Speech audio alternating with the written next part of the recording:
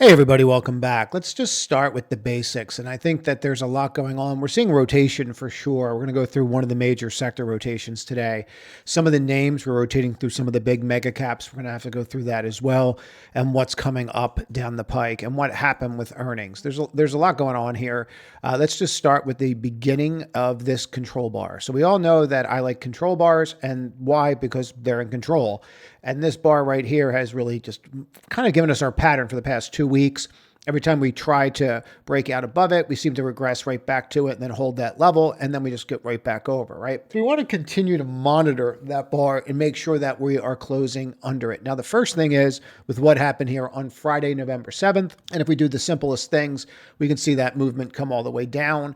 Now, why is this important? When we drop the RSI in, we're going to see what? We're going to see the low right here with 21 on the RSI, 4 hour, and you can see that that fit perfectly right in there. Usually these undercuts of 30 and then back over tend to lead to some kind of at least short-term rally, and then you have the 2 for the 1 up down 2, so you've got your little count there. What do you think about it? That's really the question. For me, I don't know that we would be as concerned as I thought I was going to be. My thought on the day was we gap up and then backfill. You did the exact opposite, which is actually better. So here we are at 10 a.m. and we look at that bar and they undercut us on the 4 hour. They grab what they can and then they lift. So this is about as positive as you could possibly get for movement on the ES today. And it's really what you're looking for. Not only that, and we'll see how we do tomorrow, but there's your higher high. So we have the retest of the area and we get up there, we retest it, pull back, and then we flip it. Now, what happens overnight, is anybody's guess, but this is what we have right now. And I think it's pretty constructive. If we do the simplest of things and just come down here, we can see the 55. Every undercut of the 55 has been holding pretty well. I use a 12, a 22, and a 55.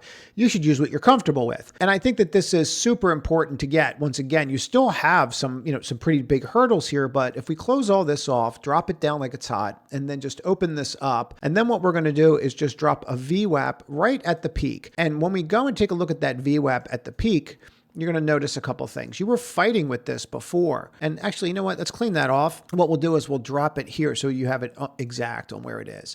And you were fighting with it before. You were fighting with it on Wednesday. You can see when it finally gave way. And then the other day, we were fighting with it at Monday right into the open, tries to flip, comes in, finally gets back over there at the close. And you can see it. You can actually see the actual fighting of that area. It's actually perfect. And then it flips to 1230 and then it's on. You're staying above that, which is really what you want. So you probably want to use that as a demarcation line. And I think you're more in one big trade, even though there is rotation right now. If we kind of draw this out just a little bit, let's get rid of that magnet. It's being super aggressive. And we look at the pops. Pop, pop, pop, pop, right? And then the rally, and then it comes back down, and then we rally. Why is this important? Why do we care? Well, we care because we talked about this on the public today. The retest of the downward trend line of the DTL, that is something that's super important. So we have that rally, and then we have that retest of the downward trend line, and we hold it. Now, some people say, well, that should be drawn a little tighter. Whatever makes you happy, but it's there. And you can see how it retested that area and rallied back up. So that's significant. The other thing that I think is pretty significant is right here and how we held that area. We tried to get through it and we failed, complete Matumboed, and we pushed through it again, making a higher high. This gives us a really easy area to determine if we're going to have a problem tomorrow, which is right there, that's 68.3125. Now, some of you will remember this level from before, and I do think you might want to look at this as a whole range. But if you start breaking the lower lows after making a higher high, that would give us more of that rounding feel to it. And we really don't want that, right? Like we're really trying to avoid that round. We don't really want it to look that way. But if we start to get that, that would be somewhat of a concern. So backfilling, I don't care. And I would actually argue that we got some of that today. NQ is very similar. What I would say about the NQ is, and I'm going to do it through the Qs because I want to show you something. We could have had a really bad day today, and we just didn't. And I think that's super important to get. Now, you do have Veterans Day. Happy Veterans Day. And so you could say, okay, well, it's the bond market because the bond market's closed. I don't think so. Like you had every opportunity for this to turn into a disaster today, and it just didn't. So if we just look at the open and we just go mark that, 4 o'clock level off, and let's do it this way. Let's get rid of the pre and the post so you can see it even clearer. So that was your 4 o'clock area, and that's where you stopped. Here's your open, and then you can see how from here you're flipping the open. 930 tries to push back down, Looks like we're going to get undercut, but look at the undercut here. And again, I think that this is really important. You could have easily broken here. There was no reason not to, nothing. There was no real volume on the day, but what'd you do? Rolled back down, held, and then you lift and pushed higher, retested that open right here at 130, and you held. You didn't have to do any of this today, and you did it. And it was very orderly. And this is really what you want to see. You want to see the gap down and not the panic. And we gapped down and didn't panic. Much better than what we could see and be dealing with later. Now, why do you care about this? Why is this so important?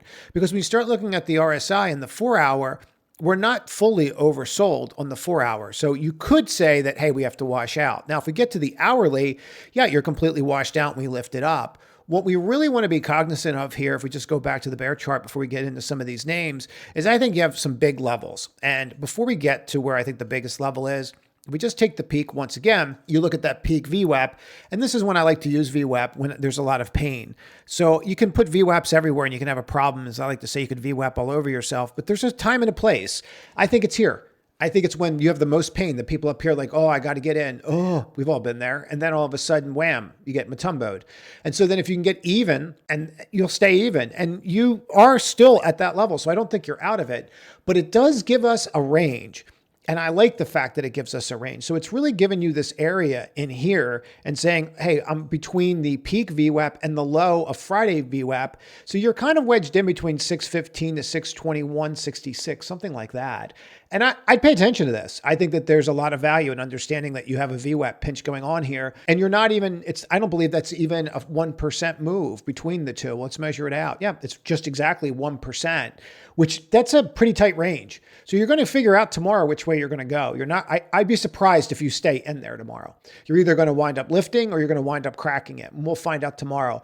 Right now, with the way the market looks and how we reacted today and some of these names that lifted, I would lean towards that you have the ability to lift because you had some really big moves out there. Now in front of us is a graph that I made, and I put all the symbols here so you can do it for yourself too. And it'll show when you're going to have like really big bottoms and when you're going to have like smaller bottoms or intermediate, but you can see what they all are here. So the LY is going to be your year lows.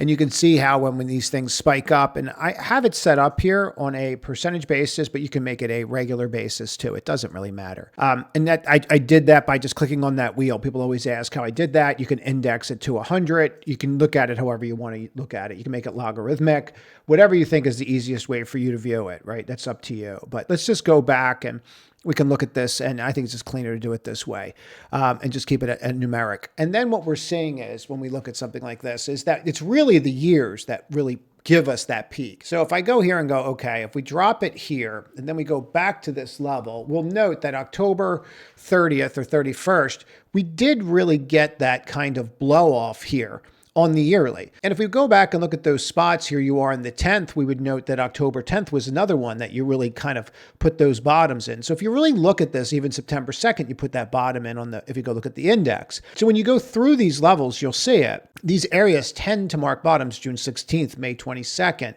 So when you're going through this, that April, 4th date, obviously, but if you look at these dates, right, and then we can actually even do it this way so that you can look at it for yourself and kind of get a sense of it. So we'll go here and put the S&P in real quick. And then what we'll do is we'll take the S&P out and we'll throw the S&P, let's throw it above it in a new panel. And you'll see where I'm going with this. So you can see these levels and then you'll see these little pullbacks from those levels. And then you'll see how they will put in bottoms predicated upon these areas. And you can see that right in here as well. It's important to get this before we go any further. But the point that I'm getting at with it, when we drill into this and we really start zooming in, and I want to go to October because that's really where the past 30 days. If we look at the 6 month versus the yearly, you're starting to flip a little bit where the 6 months are taking over the yearlies. And what starts to happen is that's how this starts to kind of end, where the shorter term will start overtaking the longer term. You'll see the color formations change a little bit. The further you go out, you'll start to see the color formations change a different way, right? So that when you start zooming in on it, you'll start seeing the colors change a little bit. And then if you keep going into it, you'll see what I mean by this.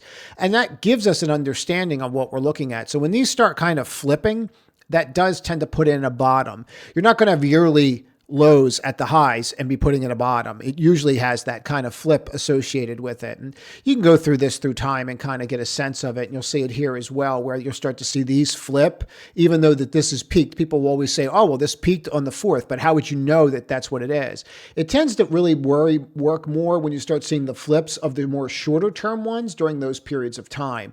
So I'm starting to see that as well, and I find that pretty interesting in here. So again, you can make this for yourself. Here's everything that I'm using. It's right there. You can make it yourself and do it for yourself. But I find great value in looking at it that way. Now, another thing that I would focus on, and we keep talking about the S5FI, and I do think that that is very important for us to study. I'm going to drop this to right in here. And the reason for that is just I want to just show you where you were Monday. You didn't really do a lot on Monday, right? NDFI, let's go take a look at that. You're trying to get back over the 50 here. Now, the one thing that we do like to do is take the S5. I wish they'd just make these so much easier. NDFI, especially after a long day. And what you'll start to see here, we're going to turn this into a line. And what you'll start to see is this tends to mark a bottom when you're up in here, like a more longer term bottom. You don't want this thing rallying. The rallies are when it can really get pretty ugly. So what we want to do with it is we want it to actually always be dropping and coming in, because we always want the NASDAQ to be outperforming on the breath, always outperforming. And we're not really getting that, right? So what we need to do is keep an eye on this and make sure that the NDFI is outperforming the S5FI. And if you just took a look at where I'm at there, this is on a percentage basis. So as of the close of Monday, we were at 50% on the NDFI, and the S5FI right there was at 45. So when you look at that right now, it is outperforming, meaning you do have more right now that are above than are in the S&P. And that is important. And I do monitor that. Now, there are some things here that the market really, really doesn't like. And there's some signs here of some things that are really frothy and that do concern me. But how many times has the market absolutely collapsed with Apple breaking out? And the answer is 0. It doesn't happen. So you can't lose Apple, right? You can't have Apple going up and the market rolling over. It's not going to work that way. If we take a look here at Apple, this close was significant, and I'll show you why it was significant. So I like pain points and noticing what's going on. So here we have that pain point right here. And you can see how we're trying to get through, and then we flip, and now we closed at all-time highs. There's an all-time high close on Apple. Right? So we go through it. You with me? It's not an all-time high close, which is actually more important than an all-time high, in my opinion. You should do what you're comfortable with. But you can see how it just got matumboed 5 or 6 times right in here, and then it lifts through. Yeah, that doesn't happen when the market's about to really fall apart. They don't throw billions of dollars into Apple. You know what else doesn't happen? Google doesn't have an all-time closing high either. And that's exactly what you're having. Now, Goldman had a really good piece on this the other day, and I really like what they had to say. They're like, you're in that 97, 98 kind of market where you're starting to see who the winners are going to be. And I think that's very clear that Google is going to be one of the winners of this. And I think more so than Meta. And you're starting to see a major disconnect here. So what tends to work for me in these kinds of environments are pair trades. I do a lot of long Google, short Meta, stuff like that. And if you look at that kind of stuff, like here's Google, and then you divide that by Meta and just go and look. I mean, does that seem like that was a good idea? Yeah, I mean, it's been a pretty darn good idea. What's fascinating to me when I go back through history and look at this stuff is you look at these lows, and then you always watch those areas where the pair trade kicks in. It's always fascinating to me that the market's telling you ahead of time that this is going to work and that's going to be a decent idea. But if you went from like 25 on January 1st, let's get to it, and you just said, okay, where does that put us? Now going long Google, short Meta, you'd be up 44% on the year. I don't think a lot of people would be thinking that right now, but nevertheless, that's what it is, which is kind of fascinating. And I think you are getting winners here. Now, one of the winners for me is going to be Google. One of the losers that's starting to shape up is Meta, and not just because of those dumb glasses. There's other things here that are really struggling with, and from a technical standpoint, you're busted. Your 55 is declining and pointing down. You're having a bad day. The head chief scientist of AI quit. Now, maybe he was fired and he was allowed to say he quit. I don't know. But that's not a ringing endorsement when you're spending $100 billion that the guy that's running the whole thing is like, yeah, I'm Audi 500. The kids still say that, right? I keep telling my son I'm hip. So you have a 55 and a 22 and a 12 pointing down. And the thing about this is the 55, 22, and 12 are all stacked perfectly as you want for a short. So when they're stacked like this on the long side, it's one thing. But when you're stacked like this on the downside, you really want to watch this. And this goes back to the old adage where people are like, oh, well, you're going to get a death cross. By the time the death cross happens, the thing's pretty much washed out usually. So I'm not a big death cross kind of guy, and I've made fun of it before. Time and place, golden crosses actually do have some value. But to me, looking at this, yeah, this has issues that you're getting into winners and losers. And we're going to talk about that shortly. I'll probably do it on Saturday. If I look at Amazon, Amazon's hanging in there. Amazon's setting itself up to be a winner. But what else doesn't the market like? There's one thing that the market really doesn't like, and Meta has that in common with some of these other names. We look at Amazon, we understand that that is one of those names that I think is going to be a winner, but what does Meta have in common with some of these names that are really blowing up? And I think this is super important to get this. The market does not want to hear about your super special bond offering. So there is a new metric that's coming out that people are going to start judging these companies by, and you're going to start seeing it a lot. And what it's going to be is it's going to be free cash flow, which is FCX. Maybe I could make that smaller. For God's sake, what are you going to need that? What's that for ants? What's that? Free cash flow for ants? Get it? Anyone know where that's from? Free cash flow to CapEx is what people are going to start looking at. Free cash flow to CapEx. And so what they're going to say is your free cash flow can no longer afford your CapEx. So Meta, if they keep it up by 2026, 80% of their free cash flow is going to go to CapEx. No one wants all their money to go to spending. They want to give them back in dividends and stock buyback. You're seeing this with Meta. The other name you're seeing it with, and people are trying to figure out why it was falling down and why it's having a hard time. Again, another high free cash flow to CapEx is going to be Oracle. That's why these names are acting this way. Google does not have that problem. Amazon does not have that problem. Could they run into it eventually? Yes. But the highest free cash flow to CapEx that have to go out there and issue debt, they're the ones that are going to have issues right now. They're the ones that people are getting scared of because they remember what happened in previous cycles. That's a sign that when you start absorbing debt, that you're getting toward the tail end, mid to tail end of your CapEx spending. That's why those names are coming in like that. Now, NBIS is a great example of this. They had a fantastic quarter, in my opinion, and they are literally out of capacity. There's no more capacity left. And what's the stock do? Closes where? Closes below the 55 for the first time since it broke above it. Why? They came out later in the day and said, we're going to do a bond offering. The market doesn't want to see that. They would rather have them done a secondary offering. Now, to me, what I find so fascinating about this is with the bond offering, they really are better off actually diluting the shares. And they're not diluting the shares of this company. What they're doing is saying, no, we'd rather pay debt than equity. And I think that's very telling. I really do. I think that's very telling for this particular company because they're in their growth phase and they're saying, we don't really want to do that. We want to raise capital through the debt market. I'm surprised by it, candidly. I'm also surprised that they just didn't get it out of the way on the conference call. They should have. It looks like it came out a little bit later. And what you can really see, even here, candidly, I was long this today and I had a great trade in it. And we bought it like literally right off the 105 put wall. Like it was just an absolute perfect trade right off of this level. And then you always just watch what happens when you get back to your open, and you could see it right in here.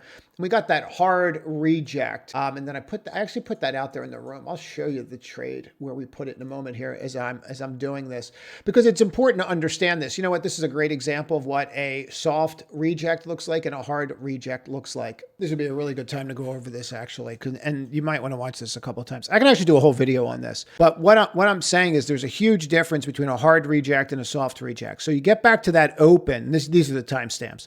If I'm saying I'm doing something, I like showing the timestamps. So you can see right in here, right, how you got right up to that 114 level and then that open and then you reject it. And there's a huge difference between a hard reject and a soft reject. A soft reject is I hit it, I retest it, I keep riding it, and maybe I'm going to hold, maybe I'm not. A hard reject is exactly this, where it's like, thank God we're back to break even. Get me the heck out of this. And that's exactly what you got there. And so when I show a hard reject in the community, they know if you've been in there for a while, they're like, oh, it's one of those. And I show right here, hard reject, covered the trade, I'm out, thank you very much. I still have a core, which I do, just whacking it around. But the thing was to reload at 105, and then I went through the 105 put wall, and I didn't go near it. But some of this stuff I like having cores in because they're kind of hard to trade on full positions. They scale in it the whole time. Anyway, and you can kind of see what we're doing right here. We're just absolutely falling apart by 3 o'clock. And all that from understanding where that hard and soft reject were. And what's so important about that is areas of interest always on earnings are going to be your previous, right? You're open. because that's where everybody got in and everybody was giddy. And then you hit the put wall, test, retest, and then it goes. Got up here, rejected, and then you just pulled back. When it couldn't hold 105, that was because of that bond offering. People don't want to play with these bond offerings because it goes back to free cash flow to CapEx, meaning what you're trying to do is not sustainable. And if what you're trying to do is not sustainable, then it's just a matter of time. And I think that that's really important for people to get. Now, after Veterans Day, they do open the bond market up. I hope you also found that helpful. You can always comment on it. If you're trying to get into the community and you're on the wait list, you should have received a letter. A majority of them have gone out at this point. I think there's 24 hours left, and then that'll be shut down for a period of time. It might actually be it for 2025 because the demand to get in was pretty staggering.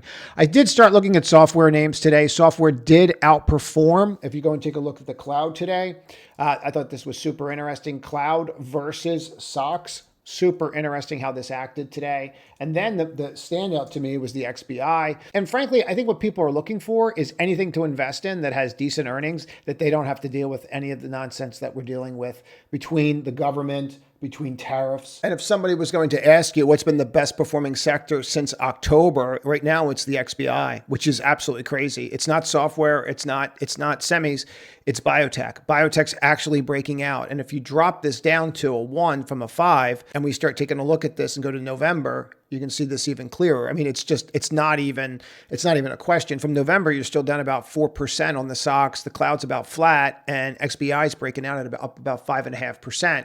Now, whether or not this has to do with Kennedy and what he's going to do with some of these drugs or not do with some of these drugs remains to be seen. But when you start going through some of these names like Amgen today, these names are just breaking out. They're all just setting up to break out. I mean, this thing's just absolutely beautiful. The way that came out after earnings. And you saw it with Lilly today too, breaking out. And some of the others, I'm not going to get into all of them like MLYS. Some of this stuff just looks like it's going to rip absolute people's faces off. And frankly, I think a lot of it has to do with they don't want to be bothered. They don't want to put themselves in those positions where they're dealing with tariffs or the government or what's going on with CapEx.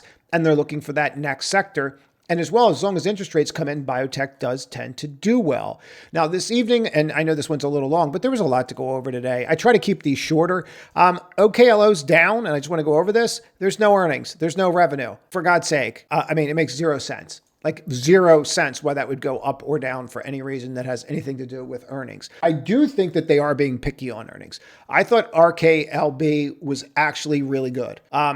They're delaying something, but you're putting rockets in space. So yeah, things are going to get delayed. That's going to happen. For me, I thought that was pretty good. I thought ASTS was pretty good as well too. And I could spend a lot of time going over this. The one thing I would say is the idea that someone is going to come out and be vocal and say, I sold all my NVIDIA, like Moshe Sun did from SoftBank. And like Mike Berry now is calling some department to look into the earnings of NVIDIA. This just screams desperation. And look at me, like, why would you have to announce that you sold your position? This is the guy that still wanted people to buy WeWork. So like, I'm probably not going to listen to the WeWork guy about what I'm going to do with my NVIDIA position. That's it.